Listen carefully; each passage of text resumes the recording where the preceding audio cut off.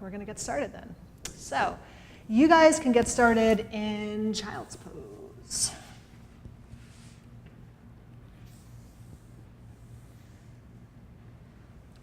You can take your knees together or apart. See if you can start to drop your hips down towards the mat. Soften your shoulders. And see if you can maybe start to work with the idea of gravity pulling you down into your mat. Maybe you can expand that outwards towards the idea that you're being pulled away from your thoughts a little bit. Make this practice more about your body, more about what you're feeling in the moment, and less about any distractions, any worries or obsessions, any list of things that you didn't get to or things you have to do when you get out of here. Put them aside for the next hour or so. And just come into this space and this moment.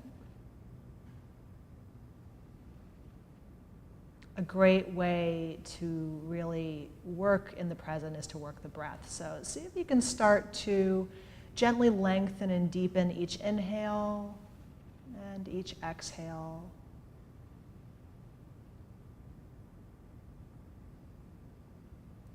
You can start working Ujjayi breath, ocean sounding breath. If that's new to you, you take the tip of your tongue and bring it to the roof of your mouth. And then you can drag the breath across the back of the throat.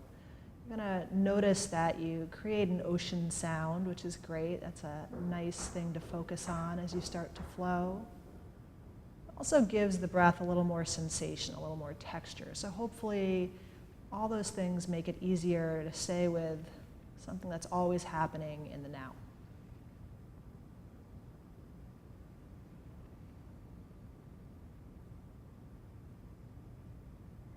When you're ready, walk your hands out in front of you. Lift your forearms, lift your elbows off the mat. Keep your hips down on the mat. So you've got child's pose hips, but your arms are moving into down dog arms. So see if you can press into the palms of your hands and all 10 fingers spin the triceps down towards the mat to broaden the upper back. It's like you're trying to leave handprints in the mat. And then on your next inhale, tuck your toes underneath you. And when you exhale, take it up and back, downward facing dog. Hands, shoulders distance apart. Feet can be hips distance apart. That's traditional. If your low back